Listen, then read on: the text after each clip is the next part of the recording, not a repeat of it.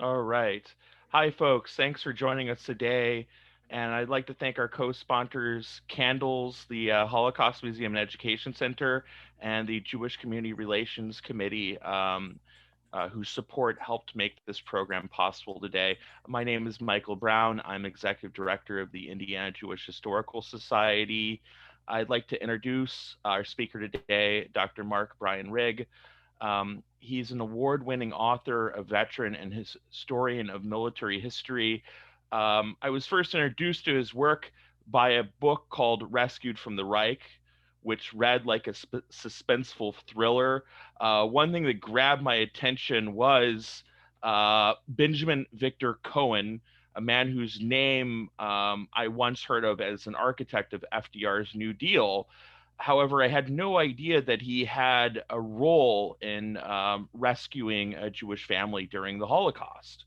Um, and one of the things that I started looking at was that I noticed one of the older congregants of Temple Bethel in Muncie, his nephew Bernard Friend, often spoke of him fondly, and in fact deeded his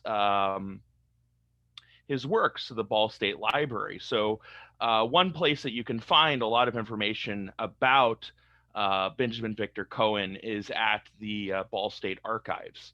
Um, so, without further ado, I'd like to introduce Professor Rigg. So, a warm welcome, a warm Hoosier welcome to Professor Rigg. Thank you, Michael. Thanks so much for having me. Now, do you want me to just launch into how Cohen was basically one of the linchpins for this rescue, Michael? Sure, that Sure, would be that would be great. great. Okay, well, ladies and gentlemen, thank you for joining us today. Thank you, everyone, for having me on this program.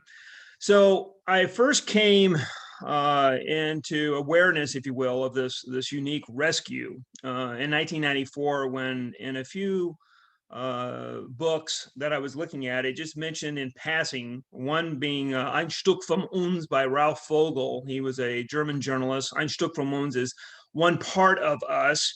And what Ralph Vogel was writing about is the military tradition of German Jews in the German militaries, basically from Frederick the Great all the way to World War II. He focused primarily on World War One. And in his book, he mentions just very briefly that he had talked to this guy named Helmut Wohltat, who was the secretary of the 4-year plan under Goering, a very high-ranking Nazi official. And he talked about how this rabbi was rescued by some Abwehr agents, German military Secret Service officers. And I thought that was kind of strange. That didn't really make sense. But I kind of put that away in my brain housing group, continued on doing research for my book, which the first book I wrote is called Hitler's Jewish Soldiers. And as I would continue on doing my research, I would kind of build out this file on this rescue of this rabbi. And the rabbi that we're talking about is Rebbe Joseph Isaac Schneerson, the sixth Lubavitcher Rebbe of Chabad, or the Lubavitchers.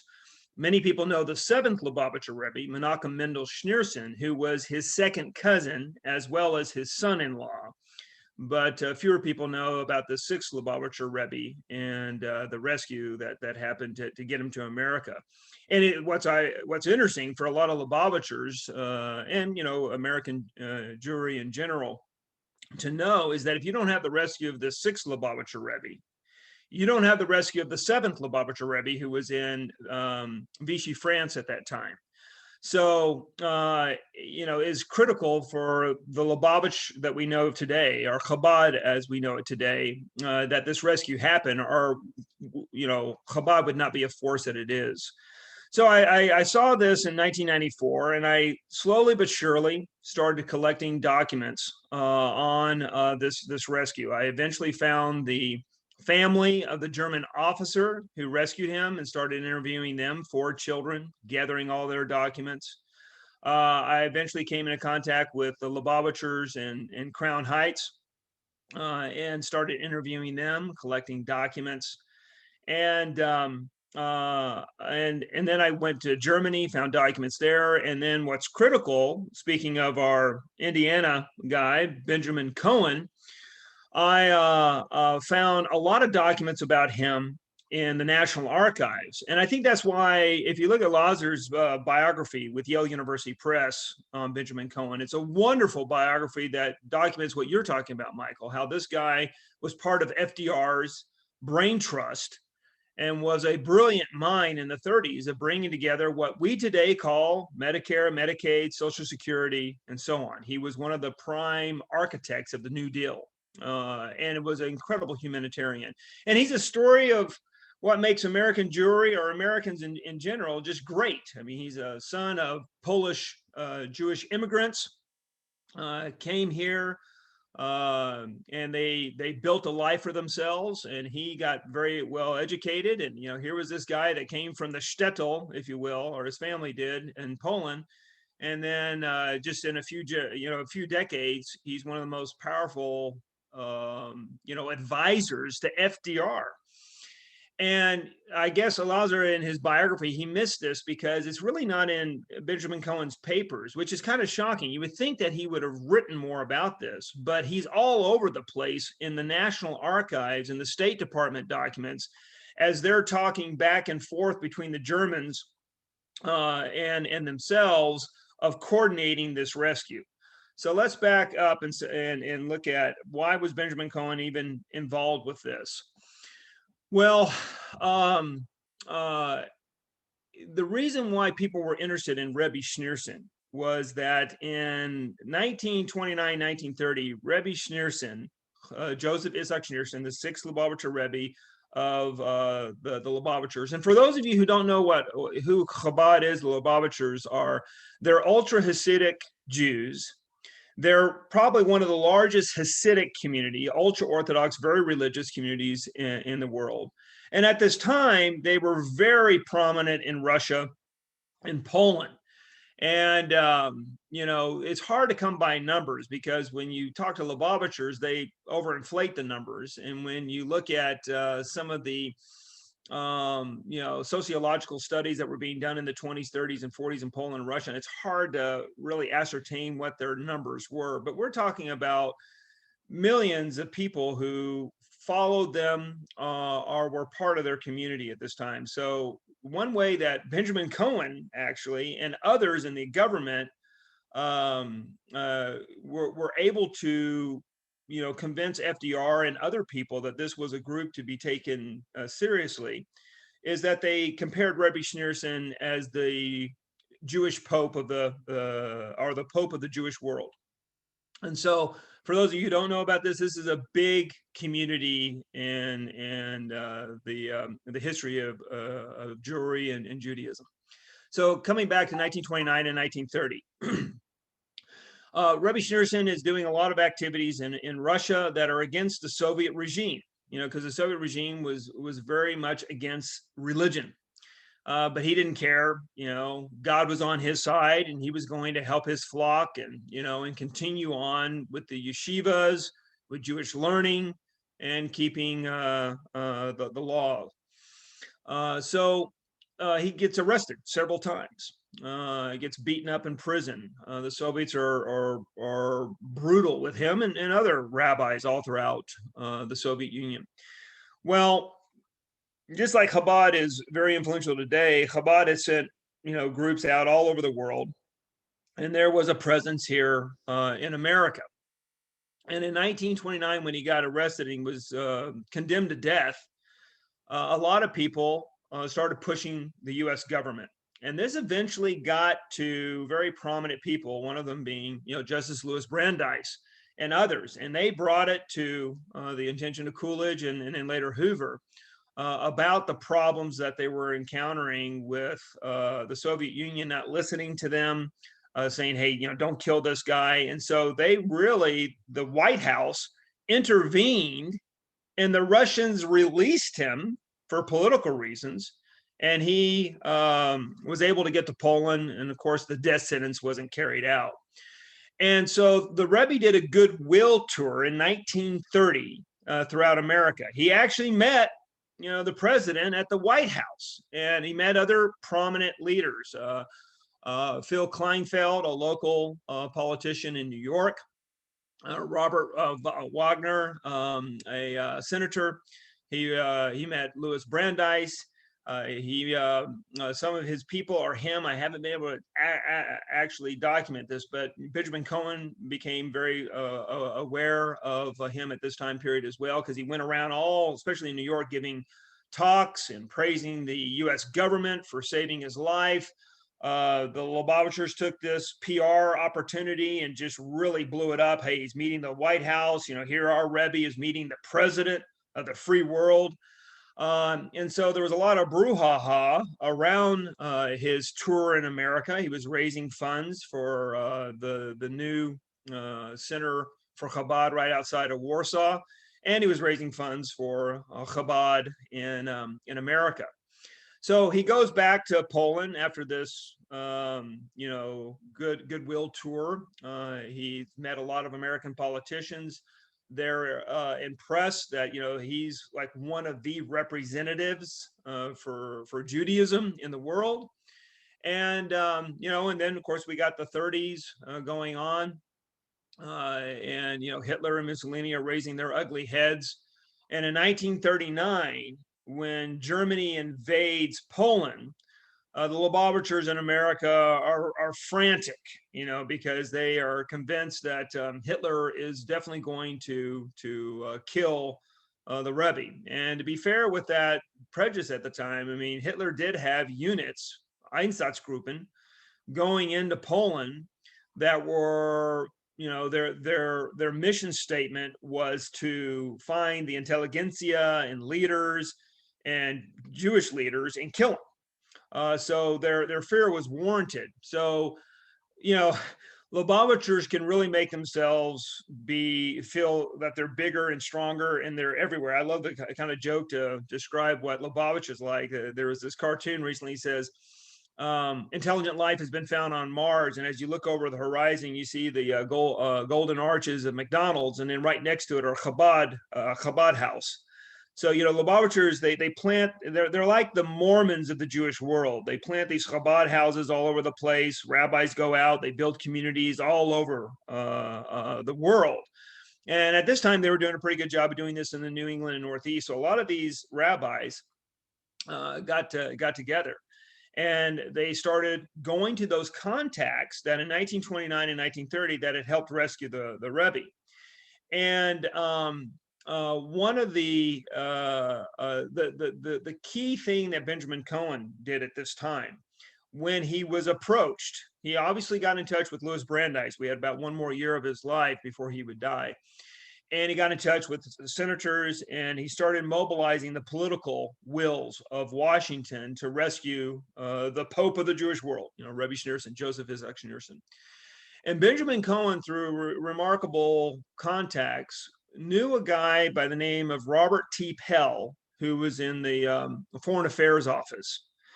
And he knew that he had had contacts with a lot of high-ranking Nazi officials, especially at the 1938 Avian Conference. If for those of you who don't know about this is a sad story in the history of mankind. Obviously, German Jews, Austrian Jews were having a very difficult time under the Nazi regime once Hitler took power in January of 1933. And so in 1938, the world called a conference in Avian, Switzerland, to deal with the refugee crisis, because as soon as Hitler came in, people are trying to get out and come to America. And unfortunately, Breckinridge Long, an assistant secretary of state who was in charge of immigration for a lot of this time period, during World War II, American, was a horrible human being. Some people call him the Eichmann of America. He was disgusting. That he was a trusted official with Roosevelt is really a disgrace when you look at American, morals and ethics. Of give us you're tired and hungry and open up our borders to people who are oppressed and hurt. So at this time, America was not refugee friendly. And it was not Jewish friendly. I mean, there was a lot of open anti-Semitism. I mean, Victor Krulak, who became a very prominent general in the Marine Corps, entered the Naval Academy in the 30s. And he had to convert basically before he went there, because had he let people know he had Jewish background and had a bar mitzvah, he would have probably been rejected by the Naval Academy. So there were, and he later on helped develop the Higgins boat, which basically helped amphibious warfare during World War II. One of the most prominent Marines that we have had, Brute was his name, because he's really tiny. He was 5'4". And while he is helping develop the Higgins boat and doing amphibious warfare all over the world, his paternal grandparents were killed, I believe, in Auschwitz. But he felt like he had to hide it. And so there was a lot of anti-Semitism, a lot of anti-refugee sentiment in America at this time. So in 1938, to deal with this, the world called this conference in Evian in Switzerland. And Robert T. Pell of the Foreign Affairs Office, he was the representative for the United States, and he was there. And as many of you know, this conference was also disgraced. Basically, the entire world said, we don't want Jews. So, there was a famous cartoon in, I think it was the New Yorker at the time, that showed, Jews can't go anywhere and they're not accepted anywhere. They're stuck in Nazi Germany because they can't leave with their money. They're not allowed to go anywhere, but Nazi Germany on the other side doesn't want them. But Robert T. Pell had a conversation in private with the German representative there, which was Helmut Voltat, the head of Hermann Goering's 4-year economic Wunder, Wirtschaftsplanung. I don't know if that was the exact German word, but it's, the German 4 years plan to develop an economic wonder. And Helmut Voltat was brilliant, knew English. He had studied at Columbia University in Ivy League, back in the 20s, and had been in America for several years. So he knew Americans very well. And so he and Robert T. Pell had a good relationship.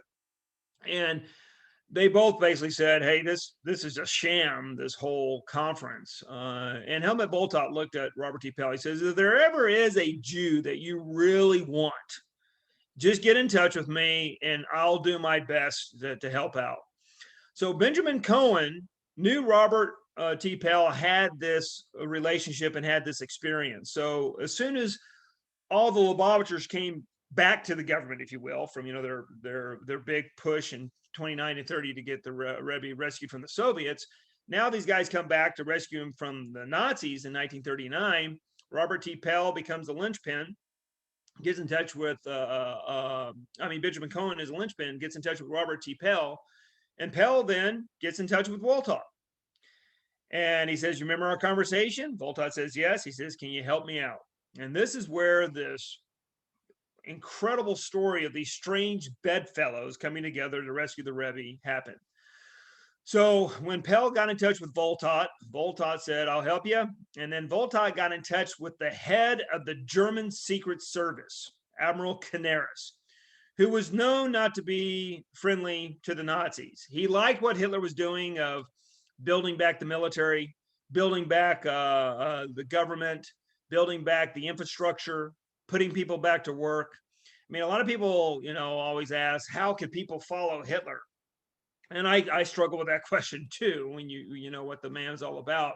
But on the other side, he was doing an awful lot of good in Germany, sponsoring cancer research, having campaigns against smoking. I mean, there was a lot of things that people were grabbing onto, doing away with the Versailles Treaty. And Canaris was behind this, but he also hated the anti-Semitism. He hated the barbaric politics that Hitler sometimes would promote about, wanting to do away with the Bolsheviks and kill all communists and so on.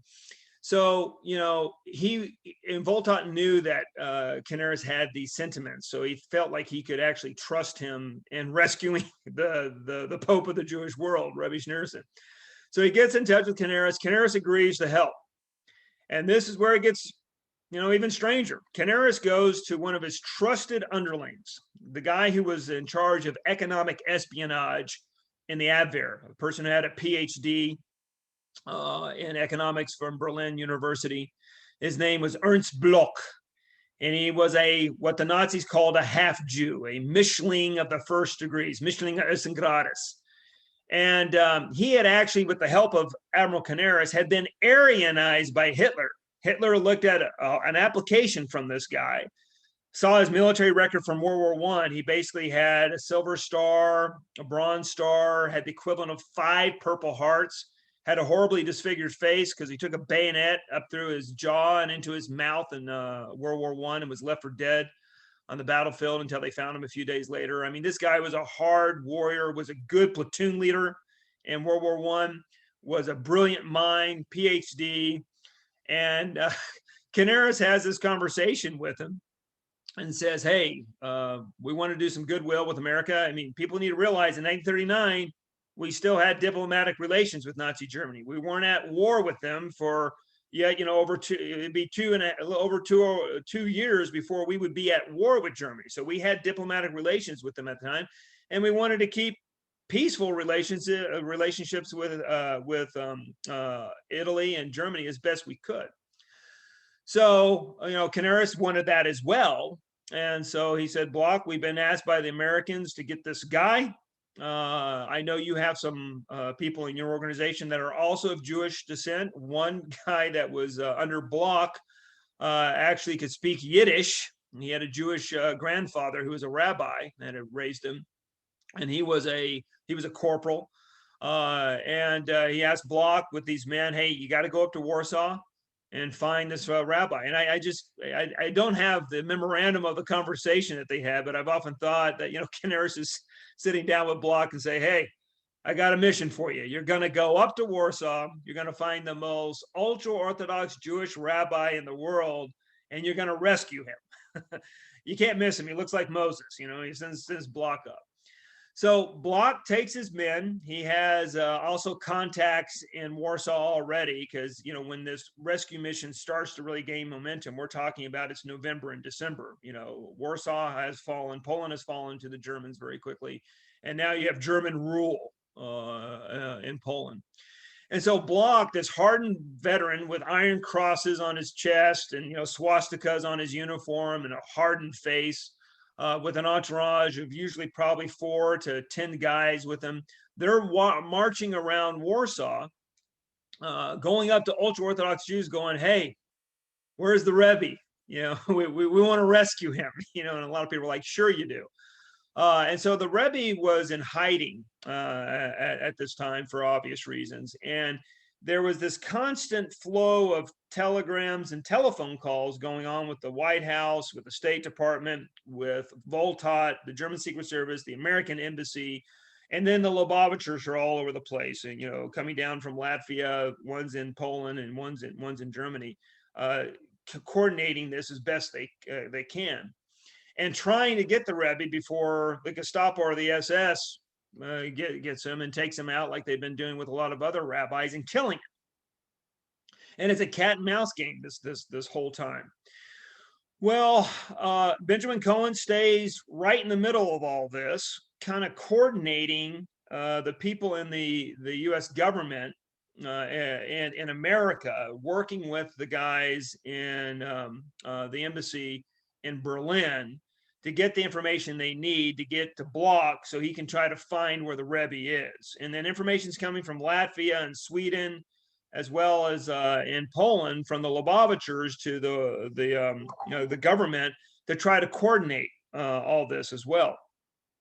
So it's really amazing in the era of just telephones and letters and telegrams and so on, and Western Union telegraphs and so on, that they were able to coordinate in such a way that they're giving different addresses and telling the German military authorities under Bloch of where to look and how he looks, the Rebbe, where he was address wise, and what he should say and so on. Now, what's interesting at this time is when you look at the Rebbe, he's missing during the war, especially. He is, if you think there's divine intervention in life, you kind of say, man, maybe it was happening at this time, because he's continually leaving buildings right before they get bombed. He is, in certain areas where they're kind of rounding up the Jews and taking them out to kill. He was there the day before, and he left. And what's amazing with all this, even more so, is when you know about his health. He was suffering from MS at the time. He was obese. He was way overweight. He smoked all the time. He was in a wheelchair. So he had to continually be carried by his yeshiva students all over the place in either a stretcher or a wheelchair to get around during the bombings in different bunkers and basements and different buildings, or going to different neighborhoods when they found out that some neighborhoods were being hit by Einsatzgruppen or SS, actions and so on. So obviously, seeing all the death and destruction that they had, having gone through the bombing, probably suffering a lot of PTSD, a lot of these guys were not eager to give themselves over to a German officer. So it took a lot of convincing from the White House, talking to the Lubavitchers, that they indeed had good military German contacts and that they should trust this guy. Well, through remarkable, events again, eventually Bloch gets to meet the Rebbe, and he tells him, who he is, his mission, get him out. And he tells him also about his Jewish background. And, in Lubavitcher mythological lore, they believe that Bloch there's two kind of stories that got into some of their literature, that Bloch was an angel in human form that Hashem, God, had sent to rescue the Rebbe. Another, myth that was promoted was that this was a Jew in a World War I uniform that just kind of put it on and realized that he needed to get to Warsaw and rescue the Rebbe. And he pretended to be this high-ranking guy, and through his shenanigans, he was able to get the Rebbe through the military bureaucracy there that was in control of Warsaw and get him out. The real story, which I document, and Rescued from the Right was the first version, Michael, that came out with Yale University Press. And then when my book came out in 2004, many people of several of the key players, like Helmut Voltot's daughter, a lawyer that was working with Benjamin Cohen named Max Rode, who was a lobbyist who was incredible in helping Benjamin Cohen coordinate everything. And he was really the troop on the ground as far as the coordination of all the documents in the legal language that needed to be done between the governments. His two nieces and a nephew got in touch with me. The Bloch family, this officer, one of his sons died, and they found a cherry chest full of like 300 letters Bloch wrote during the war. So I got basically 10,000 pages, make a long story short, 10,000 pages of new documentation of this rescue. And I wrote a second version of this book in 2016 called The Rabbi Saved by Hitler's Soldiers. And so, coordinating all this, come back to the story of Bloch when he meets the Rebbe finally is convinced that Bloch is there to help him. And then he gives himself over to him. Now, Bloch has only been given the mandate to rescue the Rebbe and, maybe his wife and one or two family members. Well, the Rebbe says, I'm not going unless you bring my whole entourage, children, grandchildren, secretaries and so on. It, amounted to about 25, 30 people. And Bloch's like, no way, taking 25, 30 ultra-Orthodox Jews through SS checkpoints and getting you out of Warsaw and getting you to the train stations we're talking about, or getting you to the countries that we're trying to get you to, Lithuania or Latvia, or getting it to Germany and then up to Sweden. It's just too unwieldy with all you guys, and you're in a wheelchair. Well, the Rebbe refused to be deterred from this, and Bloch was shaking his head at this time. He's like, this guy has no clue of reality. In fact, Bloch was really irritated one day. He saw how hungry they were. And he brought a whole bunch. I mean, even though his father was raised as an Orthodox Jew, he had converted to Christianity and was a prominent doctor. And he had raised Bloch as a Christian. And so Bloch had no understanding of kashrut and the laws. So he brings a whole bunch of bread, sausage, and cheese to the Rebbe and all the entourage to eat. And of course they wouldn't eat it. He's like, these crazy people, they're starving, and don't they realize I'm bringing them food? But eventually his underling Humberger, who, was raised by his ultra-Orthodox Jewish grandfather, was able to educate him on things. And he says, next time when you bring the sausage, just tell them it's beef, and when you make soup and so on, just tell them it's not sausage, it's beef. And then they started eating the food. One thing I know that happened, that I'm working on a third edition, and now being a Marine Corps officer myself, and and having served in the Israeli military, I know that the Rebbe and his entourage, having been in Warsaw, where all the plumbing, electricity got shut down after a couple of weeks of bombing. I mean, like around 40% of the city was bombed to the ground, and you had I think it was around 50,000 people die during that attack. So you had a lot of dead bodies. You had a lot of infrastructure that was destroyed all throughout the city. So sanitation was horrible, and disease was rampant. And so the first thing Bloch would have done, especially having been a World War I trench warfare veteran, was to clean these people up. And he would have had either the truck showers that the Wehrmacht had, or he would have taken them to a base, and he would have taken all their clothes, would have steamed them. I mean, would have boiled them and washed them. He would have had them do showers. He would have cleaned them up very thoroughly before he started putting them in trucks and moving them, outside of Warsaw, which that's what he had. He had a couple of trucks to take them around with. And he would have had Wehrmacht supplies in order to do this. So I just have in my head that I know this happened, but I don't have the documentation that, once he gets all these people, he gets their trust, he cleans them up. And as they're waiting for their clothes to be cleaned and whatnot, they're having, swastika covered towels, or they're in swastika, covered buildings with the showers. Are there around swastika covered trucks and filled tents with the showers and so on? And so he cleans them up, and then he starts figuring out how he's going to get them out. And there's all this debate at this time in America, and Benjamin Cohen's in the middle of this with his trusted lawyer, Max Rode. The reason why Max Rode was part of this, and he's a great hero in this, is he clerked for Louis Brandeis earlier. And so he was a trusted contact to Louis Brandeis. So when Benjamin Cohen went to Louis Brandeis and said, hey, I know you helped the Rebbe back in 29 and 30. I need your help now. Brandeis says, my guy is Max Rode. You need to lean on him. And Benjamin Cohen did, and was wise to do so.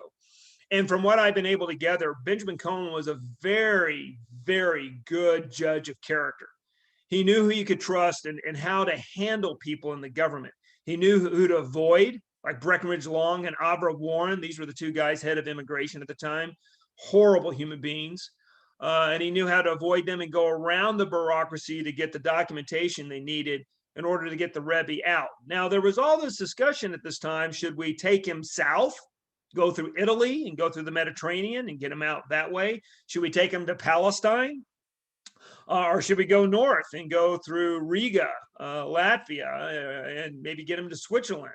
Or, should we go through France right now? I mean, there was no war at the time, but, how do we get around France? Do we go through Italy and then, go through the Mediterranean and get to France, and then get some steamers from France to get to America? And so there's all this back and forth, and they didn't know what was the best route to take in order to avoid the Nazis capturing him, because, there was this thought that this would be a great prize to find one of the greatest Jewish leaders at this time period, the Nazis, and then to kill him. So back and forth, Benjamin Cohen's going over plans with others, Max Rode being one of the main guys. And you read this bureaucracy at the time, you're like, oh my God, there was no protocols of how you rescue somebody out from underneath the Nazis. And that our government was actually wanting to rescue somebody, especially a Jew at this time, was remarkable, because we weren't rescuing anybody. Many people listening in today will know that, the St. Louis tragedy of this passenger ship that came to America full, I think 500 passengers, refugees, and we rejected them. They went back, and around 40% of them, I believe, ended up dying in the Holocaust. It's, for shame on American history on that one. So that we're actually working to try to rescue these guys just shows you how, probably FDR and many, because, Benjamin Franklin had FDR's ear, and all of the other guys, many of them were like Benjamin Cohen, were acting out of humanitarian, convictions. But a lot of people in the government at this time were probably just acting like, hey, this is good PR. This will make the Jewish community happy in America. This will get votes. They were not doing this for humanitarian reasons. And the Germans, by and large, too, Helmut Voltod and Admiral Canaris probably were looking at this politically, saying, hey, this is going to keep good relations with America. The guys on the ground, that's a different story. I think Bloch was really thinking of his grandparents and his father and saying, this is, a mess, this military structure under Hitler, and let's try to rescue some people. So they eventually come up with a plan that they're going to actually take the Rebbe from Warsaw to Berlin, and then from Berlin, take the train links and get them up to Riga, Latvia. Now, I think one reason why they did this, or two reasons. One, to throw off the scent of the Gestapo and the SS, because they would have never thought that they were going to bring him to the heart of the Nazi Reich, the Third Reich. And also, I think most of the train links going north from Warsaw had all been destroyed by the Luftwaffe during the campaign in 1939. So, and also it gave them some more time to get the documentation they needed from Latvia, because the Rebbe was a Latvian citizen at this time. He wasn't a Polish citizen. When he was kicked out of Russia, the Latvia government helped him out and gave him documents, although he kept his center in Warsaw, because that's where most of the Lubavitchers were that were outside of Russia, and he wanted to keep his yeshiva going there.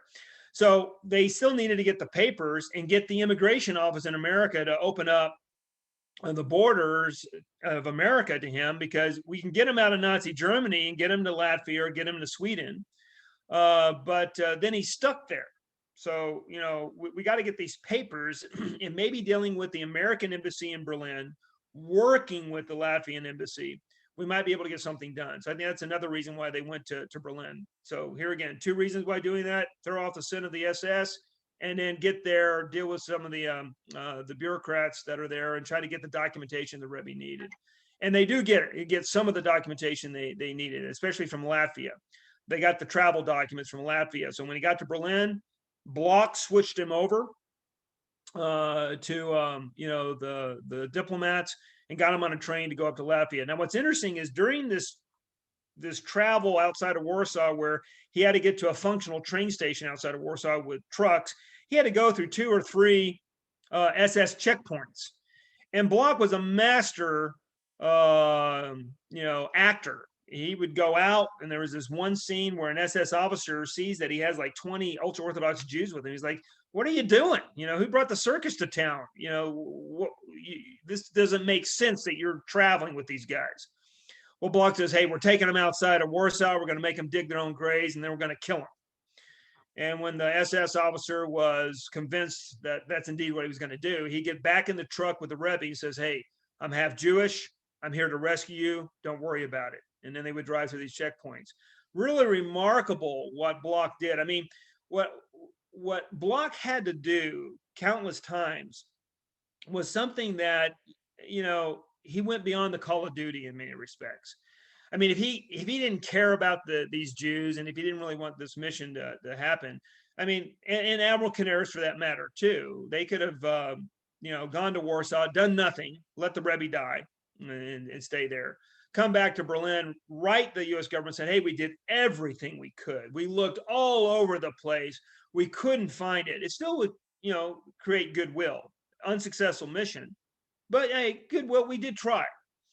And then, in reality, have done nothing. Well, Bloch not only tried and he went beyond the call of duty, think about it. He's a half Jew. He's been Aryanized by Hitler. The worst thing that could happen to him is to be caught rescuing a rabbi against official, Nazi law at this time. That would jeopardize his wife, jeopardize his 3 children, soon to be 4 children, jeopardize the underlings that he has underneath him, Schenck and Hamburger, who were partially Jewish and were Michelin and were serving with him. But that he put his life on the line in many respects, and in very tough situations, and performed as a master actor, like I said, was a testament to his humanity. And in some respects, that he was kind of tzaddik in many respects. There should be halls and schools in Lubavitch named after Bloch. They should have monuments to him in Israel and also in Brooklyn Crown Heights, but they have not. It's kind of disgraceful that Lubavitch has not honored that this man did so much to rescue their Rebbe, and they ignore this fact in their history. They do acknowledge that he helped, but they have not done nearly as much, in my opinion, for what he really did and his courage and how he went about rescuing the Rebbe, who he grew not to like. He did not like this fanatic, what he considered a fanatic religious guy who was not in touch with reality. But I think he continued to go back, hey, this is what my grandparents used to be like. He can't help it because he grew up in this environment. He doesn't know how the world really works politically and so on. But, you know, I've been given my mission statement. He's a human being, and I'm connected to him because he's also a fellow Jew.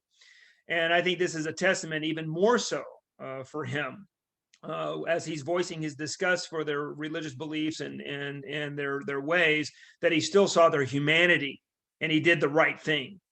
So he eventually gets him to Berlin, you know, and I can only imagine how the Lubavitchers are feeling as they're taking a train into the heart of the Nazi lair, and you know, all these flags and all this ceremony and celebration that they beat Poland.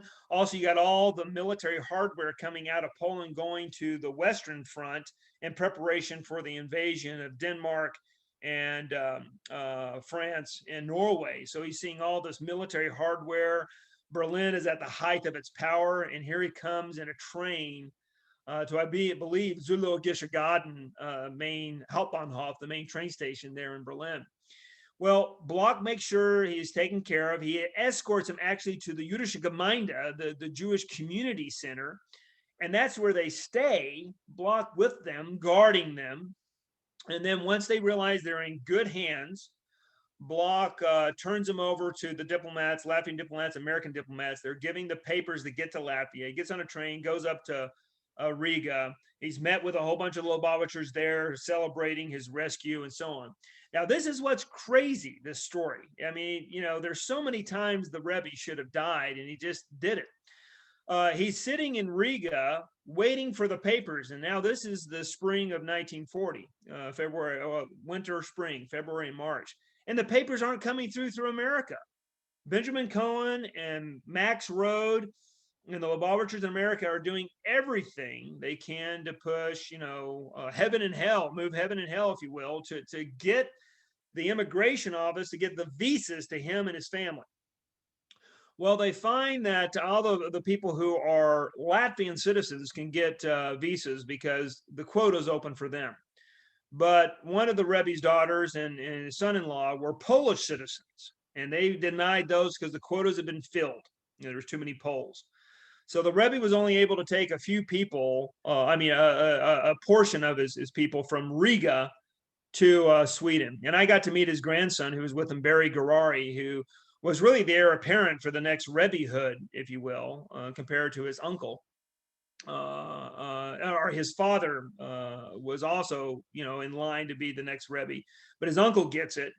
But since the Lubavitch leadership is dynastic, Barry Garari, who was the grandson and the blood link with Joseph Isaac Schneerson, was really the heir apparent when Menachem Mendel Schneerson turned out not to be able to have children because he died with no heirs, no children at all. And probably due because he married his second cousin or other factors. I don't know what the medical reports would say. So Barry Garari was with them at this time, a grandson, and he says that they were just stressed out to no end because they didn't know where to go, and they knew that the Soviet army was massing to invade the Baltic states, which eventually Stalin did, and he starts taking rabbis out and killing them left and right. But luckily, about, I think it's 1 month before Stalin invaded, he gets out in March and gets to Sweden on one of the last planes from Riga. And Barry Garari, the grandson, you know, believed God had sent that plane to them to rescue them. And there was a lot of joy that they got out of Riga, but there was a lot of pain because they had to leave many of their brothers, and the Rebbe had to leave his daughter and son-in-law there because they didn't have the visas from America. But luckily they got the visas. They went to Sweden, landed in Stockholm, took a train from Stockholm to Gothenburg on the western coast of Sweden, boarded the steamer Drottningholm, and it was one of the last ships to leave the Baltic region, Baltic Sea, and get to the North Sea before Germany invaded Norway and cut it off. Ships leaving before the Rebbe ship were hit by torpedoes and sunk. Ships leaving after him were sunk. They were stopped a few times by German U-boats and investigated for contraband, but they didn't find any and was let, and they were let go. So this story, Michael, you were very kind at the beginning of this to say it kind of reads like, detective, suspense novel. And in many respects it was. I mean, as the old phrase is, truth is stranger than fiction. You couldn't make up this stuff. And you're really on the edge of your seat. Even I was, as I found more and more documentation. It's like, this should not have happened. But eventually the Rebbe ship makes it through the minefields, mines in the water, the U-boat infested Atlantic and North Sea, and they get to Battery Park, New York. And there's hundreds, if not a few thousand, Lubavitchers singing and dancing as he comes off the ship in a stretcher and in a wheelchair, and his mother as well. Everybody gasps in horror, but he comes and he gives a few prayers and brachas, and that's when he sets up his headquarters eventually in Crown Heights, 770, and that's all she wrote. This eventually became a fairly well-established Jewish community in his tenure from 1940 to 1950 when he died. But then when his son-in-law, Menachem Mendel Schneerson, took over the reins after 1 year, because Menachem Mendel Schneerson and many others declared him the Messiah and thought he was the Mashiach at this time. And when he died, they definitely declared it and were pushing that mandate, just like we saw in 1994 when Menachem Mendel Schneerson died with no heir apparent. Many people were declaring him the Messiah. In fact, a couple of years before he died, they declared him the Messiah and created chaos. There's still many Lubavitchers that believe he is indeed the Mashiach. Well, you had the same craziness in 1950 and 51.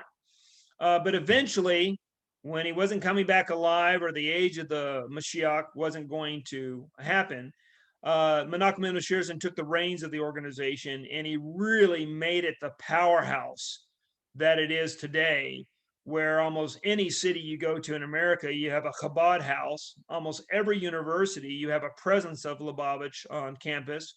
And, anywhere I go, if I need a place to stay, a lot of times the Lubavitchers are incredibly generous and kind quite often, and bringing me in and, putting on tefillin and saying my prayers, but, having some food and having hospitality and taking care of me. And the vision of Menachem Mendel Schneerson really did this. Now, what's remarkable is when his father-in-law, Joseph Isaac Schneerson, was rescued in 40, he started really working hard to try to get his son-in-law, who was stuck in Vichy, France at this time, with his daughter, getting them out. And eventually they got him out in 1940, before the major actions in Vichy, France of killing Jews. So we see without the rescue of the Lubavitcher Rebbe, Joseph Isaac Schneerson, you don't have the rescue of the seventh Lubavitcher Rebbe, Menachem Mendel Schneerson, in 1941. So this rescue was actually two rescues, and it was actually the cornerstone of the history of Lubavitch as we know today. And without Benjamin Cohen really setting that link with Robert T. Pell to make that contact with Helmut Voltat, you would have never had this rescue. So Make America Great, Benjamin Cohen, with all the stuff he did with the New Deal and Social Security and Medicare, and also at a time when the government was not rescuing anybody hardly at all. He was actually the linchpin to rescue lives and do the Tikkun Olam. He was a mensch, and he did make America great. He's a person that people can be very proud to call a fellow Jew and a fellow American. So there's the story, Michael. Wow, thank you so much for sharing that incredible story with us and all of your research that you've delved into, sort of the depths of of the history of the Holocaust.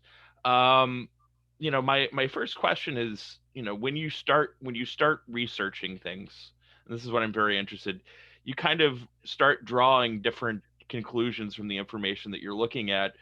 Could you tell us a little bit about your unique research style and what people historians can learn from it? Well, thank you for that question. I've just been exploring this recently because I just finished a book that I hope to bring out this summer or in the fall called "Conquering Learning Disabilities." And I have the dubious honor of having failed first grade twice. Wasn't supposed to get out of high school. I have what people today call ADHD and dyslexia. Back when I was a kid, it was called, when I was diagnosed at the Child Study Center in Fort Worth, it was called MBD, minimal brain damage, and HLD, hyperkinesis, hyperactive, hypermovement, hyperkinesis, learning disabled. And I had a pronounced speech impediment, which you wouldn't know today. Every now and then it bites me in the backside. My malapropisms, I switch words up sometimes. And then, the words do kind of flip on the page and in my mind sometimes, but I work very hard to not have that hammer me when I'm giving lectures or talks or speaking with people. So when you ask about my historical methodology, my modus operandi, I really believe my ADHD and dyslexia has helped me because some of the best astrophysicists are dyslexic, because when you're flipping things around on a page reading, yeah, that can be problematic to gather information when you're reading the book. But when you're looking at a picture of something, you can do the negative of it, you see better detail. And I think it's ancient man's brain for being good hunters, because when you're out in the wild and you're flipping things around, you can track animals better. Or if you're an astrophysicist, you can see detail better when you're looking through the telescope. Well, I think the same thing kind of also with history. When you're kind of looking at the patterns and designs, you're flipping it around, you're looking at it from the other side, and you're analyzing it more. And then also I had the hyperactivity to go out and do things. The one thing that most historians do is a lot of times, lazy historians, which Henry Turner, my mentor at Yale University, said most historians are. They go to the library, they get 5 or 6 books that other people have written, and then they make one book out of it. William Schreier, who wrote The Rise and the Fall of the Third Reich, was, a case in point. He would always point out. And he says, always go to the primary sources. Well, the one way that I took that to another level, being hyperactive, is that I went out and interviewed the people who were the actual actors or the children of the actual actors. And I got their archival material in their homes. Most people go to the archives, and that's good, and looking at the primary sources. And I did that at the National Archives in Germany, as well as in Israel, as well as in America, in Washington, D.C. And that you have to do that. You have to a lot of Sitzfleisch, as they say in German, a lot of meat in the backside. But going out and collecting oral testimonies and getting archives from the people, like I have to be very thankful to the Lubavitcher community at 770 and Rabbi Levine, who was head of the library there, that when I went there, there was a huge stash of documents that were in their basement that nobody had really looked at, that had I not gone there, I would not have found, that really helped document this history and document Max Rhodes' role and the U.S. government's role in working with the Lubavitchers at this time. So I think that methodology is unique with a lot of historians, of going out there and being, hyperactive. Because I had a backpack where I had a camera, tripod, radio, computer, printer, electrical transformer, cassette tapes, audio tapes. And when I would find somebody, I would set up my studio and interview them, like the Rebbe's grandson, Barry Garari, and collect their stories. And, luckily I'm in good shape. I played, football at Yale University. I was a Marine Corps officer. I like physical activity. So I was able to do that. A lot of historians are not carrying 40 to 50 pounds of equipment on their back, carrying documents away from a home and then carrying 70 pounds. But luckily, since I'm 6'2" and, 210 pounds, lift weights all the time, I was able to do a lot of that. And my professor at Yale, was like, I've never had a student do this. In fact, another professor I had at Yale, wonderful mentor, Paula Hyman. She was head of Judaic studies there. She said I was the only undergraduate student that she'd had that went to Washington, D.C. and looked at the documents. And this was actually about the rescue that I wrote my senior essay, or my essay for the senior class I took on the Holocaust with her. That I actually went, she said, I was the first undergraduate student to go to National Archives to get documents to write this up. And so to have that, I guess, chutzpah, if you will, and that drive, my hyperactivity and my ADHD, if you will, really helps me. And ADHD is really a misnomer, attention deficit hyperactivity disorder. It's not an attention deficit, is that you pay attention to everything. Because if you're a hunter, going back to ancient man's mind of why we have this, you want to have all inputs in the wild to then be able to hyper focus on, what you want to kill to eat, or be hyper focused on something that maybe wants to kill you and eat you, So getting all these different inputs, I think you're better at seeing the puzzle come together by having that mindset. So I think that's what makes me unique as a historian is I went to the people, I went to the private archives, and half my book is with documents that were from people's homes. Sometimes with Secretary of State Cordell Hull's signature. I mean, we're talking about very prominent paperwork that I got. So I think that's what made my research unique. And that was my modus operandi and is my modus operandi. Thank you. So Lindsay has a question. Yeah, Professor Rigg, thank you so much. And thank you to everybody for joining us, and apologies for the little missteps at the beginning and getting people access. We'll be sharing the full recording, so you'll hear Professor Rigg's opening comments as he sets up this incredible story. And I really appreciate, Michael, your first question and how you go back to the primary sources being in people's homes. And as a former board member of the Indiana Jewish Historical Society and as a history lover myself, I always found that some of the most exciting stuff, to think that the people who are watching today should be thinking about the things that they actually have in their homes. That might not seem like history to them, but a couple generations from now could be gold to somebody, walking into the archives. So that's a plug for the Historical Society's efforts to get members of Jewish communities around the state of Indiana to be thinking about the minutes that they might have taken at meetings, or the correspondence back when we hand wrote things, saving those things for the archive, for the future historian is actually really important. And then we just have to hope somebody like you comes along with a ton of energy and interest and willingness to carry it all on your back. So, but my question to you is, finding that Hoosier lens of things. I mean, we are always excited to think that everyday Hoosiers made a significant impact, and maybe people don't realize they were from Indiana. That's certainly the case here, and that's why it was so exciting when Michael brought your book to the fore. Can you tell us a little bit more about Benjamin Cohen? Did he talk much about from Indiana, being born in Muncie, what that Jewish community was like? Did that find its way into any of his work once he got onto the national scene, which is when you might have encountered him? Well, I'll base my information on Cohen is really focused on this rescue to understand his psychology, and I think I have some interesting insights into the man. And then I read Lasser's only really, I think, the definitive biography of him with Yale University Press again.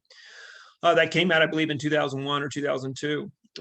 What's interesting about Benjamin Cohen, from what I've been able to ascertain, is he was typical of many of that first generation wave of Eastern European Jewry that came from basically 1880 to 1920, 2 million, according to the research that I've read, which really basically was a huge footprint in, American Jewry for today. These people usually had large families and so on, and they really kind of changed the whole fabric of the American Jewry, being Yekas, being German, primarily German Jews, to having this old world shtetl meet American democracy and blend and create this incredible fabric that we have of American Jewry.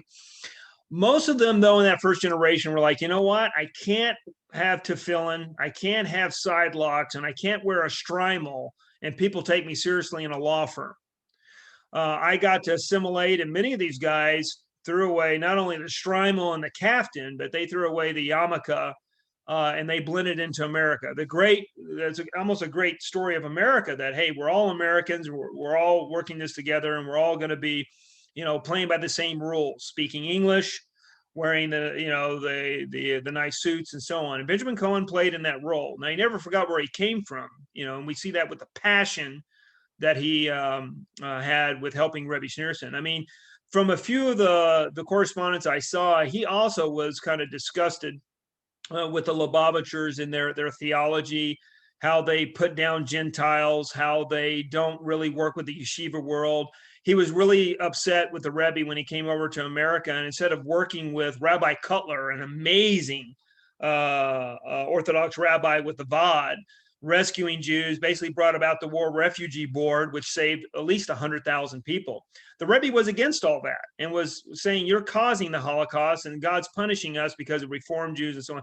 Benjamin Cohen was very disappointed in that. And I think Benjamin Cohen was like, you know what? I did all this to help rescue you. And yet you come over here, and instead of being a force of righteousness and goodness, you're creating division with all these Jewish communities. And I don't want that. And that's what I think he was thinking. Hey, I love my parents who were very Orthodox, and I love my grandparents and my Papa and Zadie, and I love that tradition, but we need to actually take it to the next generation and be acculturated and so on. He's one of the greatest, in my opinion, probably one of the greatest sons of Indiana because of what his humanitarian, if you can also say, the righteousness, we go back to Leviticus, love thy neighbor as thyself, or, Hillel, what is hateful to you, do not do to others. You see that in his legislation and what he's bringing to FDR to make this world a better place. Everybody loves their Social Security. You got a Benjamin Cohen to thank for that. And this tzaddik, I like to call him, this righteous human being, was remarkable in being able to take that old world values and be able to implement it in American policy, how to take care of people medically and economically. This guy was brilliant in this respect. And he was able to, and he didn't want to be patted on the back. I mean, this is the greatness about him. What Friedrich Nietzsche said is to look at an act as being righteous or not, you got to see how selfless it is. Well, he did all these good deeds and he wasn't doing it for praise. He was doing it to make this world a better place. And he knows he's the linchpin for Rebbe Schneerson. But does he go out afterwards like, look at me, look who I rescued. Look at all the people. I bet he is saying once it dawned on him what happened, he's like, I should have done more. He probably felt shame. I mean, he was such a moral man. He's like, oh my God, now that we know with the Nuremberg laws what happened, why didn't I do more? Now, I went up every place I could find as far as trying to find documentation about him writing about this, and he didn't. And Max Rode didn't either. The lobbyists. I mean, all the documentation is very clear that these guys were the linchpins and the people who were the catalyst for this rescue. But that they didn't talk about it a lot was surprising to me and disappointing to some degree. But then on the other side, it's kind of refreshing. It's like, if I do a good deed for you, and then later on I tell everybody about it, it cheapens it to some degree. So Benjamin Cohen, with his roots in Indiana, I don't, I'm sure, when he saw Indiana University basketball do well, or when, some people came to his office to clerk that came from Indiana, I'm sure he had a soft spot in his heart, just like most Americans are very proud of their state. But I didn't see very much of that. The man I saw was a quiet bureaucrat that knew how to move the government at the highest level without people knowing that he was doing it. I mean, he was a quiet, powerful man. It kind of reminds me of the book that just came out of Owen called the second most powerful man in the world about Admiral Leahy, Fleet Admiral Leahy, which a lot of people don't realize that basically behind all the scenes, the strategic goals of World War II were basically done by him. FDR was the front guy, but he always behind the closed doors was going, Admiral. Well, he was the first chief of staff, basically of the American military. Brilliant mind, and he was probably the most powerful man in the 30s and 40s because anything that really was going on in the world strategically, Leahy was doing it. But yet FDR was the front guy, and Leahy didn't mind that. He didn't want the power. He just wanted to get the right thing done. And politically, you see this with Benjamin Cohen, and you see it greatly with the New Deal, and then of course with this rescue. So he was a silent leader, but he's one of those guys that the ripple effects of his good deeds we're still feeling today. So one follow-up question I have to that is, in Rescued from the Reich, a long time ago, I read he opened up the back channel in Franco's Spain. So Cohen went to Spain and negotiated part of it from Spain. How, I mean, the logistics of this in Spain, I mean, do you think that Franco would have been listening into his conversations? I mean, how was Cohen able to work around the government there to negotiate these things on the ground? Well, I don't know too much about that story, but what comes to mind is the following. When you look at all the diplomatic traffic going on with during the Nazi occupation of Poland, and how Cohen and others were dealing with the paper trail, they knew the Gestapo was listening. They knew the Gestapo was watching. They knew the Gestapo was reading all that stuff. So not for one moment, I'm sure when he was in Franco, Spain, did he think that everything he said and everything he was doing was not being listened to by the fascist regime. I mean, the one thing you know about when you study fascism in Europe at this time, it's a paranoid government structure. Everybody's listening to everybody. I mean, Goering supposedly had 1,400 telephone lines tapped and had transcriptions of stuff all the time coming to him because he wanted to know exactly what his underlings were thinking. And if you wanted to survive in the Third Reich, you better believe you knew that was going on all the time. Conversely, Benjamin Cohen, if he's spending time in a fascist country or he's dealing with fascist countries, like I said, he was a very astute person with human nature. And he knew people that needed to have their ego stroked, how he could use that to his benefit to get things done. He knew people who were just pure left-brain bureaucrats that he would be able to make good arguments legally because he was a trained lawyer to be able to get the point across that what they were doing was within the realm of possibility with the regulations. So when he was in Spain, I'm sure he did the same thing, thinking that, my goal here is develop good relationships and, and help make America stronger by not creating hostile enemies. Do you think a lot of people kind of sold him short? Because I've heard from a lot of people's accounts that he had sort of this appearance of sort of a schlemiel, like a person whose clothes didn't fit correctly, that were wrinkly, dropped soup on his tie constantly. Was he sort of like one of these people that would just you would never see that they were this powerhouse, that was part of his secret weapon, sort of? Yeah, he and Max Rode were very close, but the one thing that you know about them, on one side they're like OCD and they're very anal retentive, if you will, to use clinical terms. But on the other side, yeah, the things that they didn't think was important sometimes, like with their clothes and how they ate and social etiquette. I mean, you have to realize they're the first generation of people coming out of the shtetl, where you didn't, you had no plumbing and no electricity, and then they come to America. In this whole new world, how do you use the silverware? What do you say? Do you tuck in your napkin or do you lay it on your lap? We brush and floss our teeth. I mean, it's amazing if you think about our hygiene in just the last 100 years. I mean, 30, 40 years ago, putting fluoride in the water. I mean, they came from this old world that was 2,000 years old to suddenly modernity in many respects. So yes, if you look at pictures of Benjamin Cohen, he's not a very dominating personality physically at all.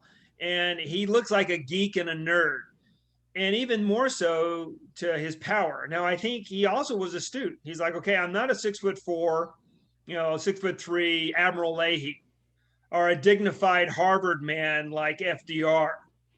But how can I use my wits and my insights in psychology to kind of move things around? And now that I think about it, Michael, he might have almost known that about himself, that he was kind of a geek and nerd, his clothes didn't fit, to disarm people so he could get his way. I wouldn't be surprised. I know that Max Rode was the same way. He didn't care how he looked, and he felt like, by making people feel like he was inferior, a lot of times he could get the truth out of them better. In fact, Max Rode even said that. So I wouldn't be surprised if Cohen, I mean, think about it. FDR was very good about trusting people who were very competent. That he made him, a member of the Brain Trust and depended on him to rescue America with, some other very brilliant minds, mind you. I mean, he didn't do this alone. But to set up the New Deal is remarkable. The New Deal is one of the greatest things that ever happened to America and saved us. And revolutionized our society as we know it today. And here's this silent guy in the wings. So yeah, I mean, there's not enough. There should be more high schools named Benjamin Cohen. There should be more monuments to him. And when people talk about rescue efforts in the Third Reich, I mean, I'm biased with my research, but Michael Barrowbaum, former director of the Holocaust Museum, he's the head of the Shoah Foundation, a brilliant Holocaust scholar and a mentor of mine, said this is the most remarkable rescue of World War II. He wrote the foreword to this book. I mean, I think it's even more remarkable in many respects than Schindler's List, because when you look at all the players that are involved and what had to have happened to get this done, you're shaking your head. This should have never have happened. In fact, if you could rewind history and started it again, it wouldn't happen.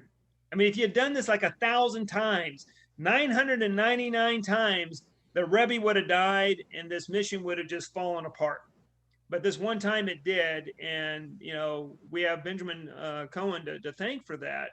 And in many respects, his humanity and his humanitarian efforts, not only for America in general with the New Deal, but in this particular action, when nobody was doing anything to rescue Jews and he was able to do it, is remarkable. He's, like I said, he's one of my heroes, and hardly anybody knows it. It's a shame that not more people know him. I mean, there is a Cohen Peace Center at Ball State, but if you asked, professors there, hardly anyone could tell you who he was. And that was founded by his nephew, Bernard Friend, who was also a former board member of the Indiana Jewish Historical Society. And Bernard Friend, kept a lot of things from him that are at Ball State. Not specifically about this. I actually looked at their archive to see if I could find anything that mentioned this, and unfortunately, it tends to be more personal things about Cohen. But if someone was going to do, some research on Cohen or another book on Cohen, would you tell them to go to the National Archive? Where are some places you'd tell them to go?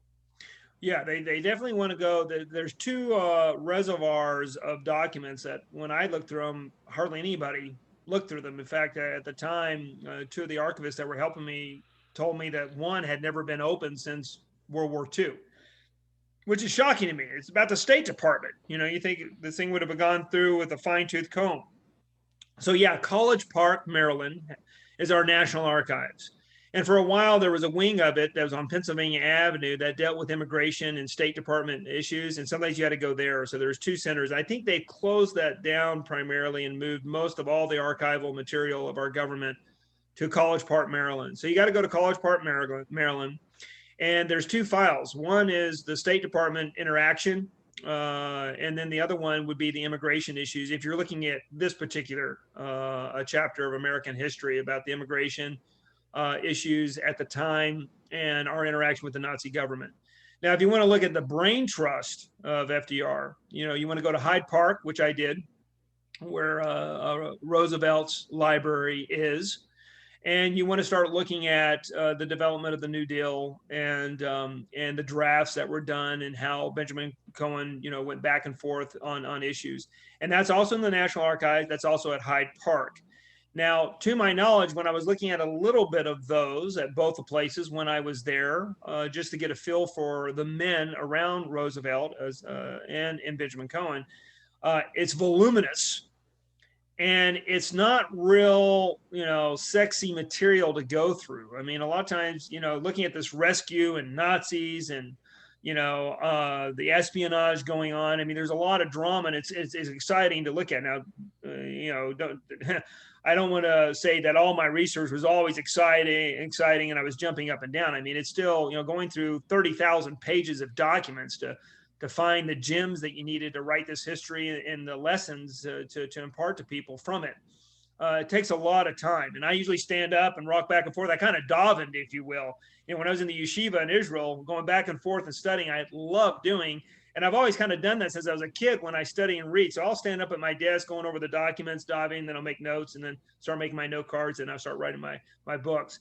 But getting back to your question about if people want to do more research on Benjamin Cohen, they got to go, it'd be nice to find out what the family still has that they haven't given up. And if there was a diary that Cohen really kept in detail, I didn't find that. And I wish he had kept that. And if he did, I would love to see it. But Hyde Park, FDR files, College Park, and then the archive in Pennsylvania. Also probably going back to his universities where he studied and getting his transcripts and teacher reports would probably be very good to see what he was looking at and what his mentors thought of him at that time. And then probably trying to find any information on his family at the time when they came over and what his father and mother were doing. That would probably be good.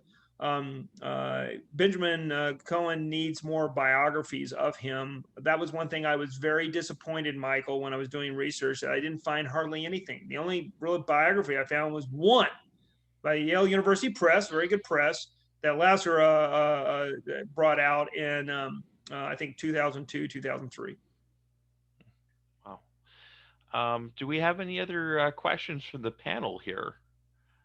I just want to really thank Professor Bryan Mark Rigg for joining us today. And I mean, do you have anything that you'd like to share with us? Talk about your book or about anything that's related to Cohen. Well, I think what I would like to leave everybody with, and thank you so much for putting this up later, so people can start looking at it, I guess, on YouTube. It will be. Yeah. Oh, great. Thank you, Lindsay and Michael. The one thing that just inspired me with this book that I want to leave people with, and think about it, if you can have an anti-refugee, anti-Semitic government at the time, which the United States government was, work with the Nazi government, that then in turn worked with the Nazi Secret Service to rescue the most ultra-Orthodox rabbi at the time and get him out from underneath the nose of the SS and get him to America, then the questions that should be asked of all of us is that what can we not do if we put away our petty prejudices, our religious differences, our political ideologies, and unite together to do good deeds? I mean, this story shows us that the bridges that combine or connect us are so much more plentiful than the tiny little streams of ideology and religion and so on that divide us. And that we can do so much more good if we keep the focus on, what is important in life, of making people safer, happier, more moral, and so on. And this story really brings that out. I love what Macaulay, the famous historian, says, is that history is philosophy teaching by examples. And if you want to see an example of tikkun olam, you read this story, and it really humbles you that, man, you're not doing enough. the next right thing, do the next right thing, do the next right thing. You know, you see something that you need to do, you see an injustice and you don't call it out, you know, shame on you. This thing shows you we have a long way to go before Tikkun Olam happens. And this story hopefully will inspire people. It does me every day that, man, I just can't do enough. I got to do something good, you know. Thank you so much for sharing that, Professor Rigg, and I want to wish you Hag Sameach. Have a Toda Rabah. happy and sweet Pesach. Yeah. And thank you to the JCRC and also to Candles for helping us make this series happen. Indiana politicians who made a difference during the Holocaust. All the best to everyone there, and thank you for joining us today. Yeah, thank you. Hag Sameach. Shalom, shalom. Shalom.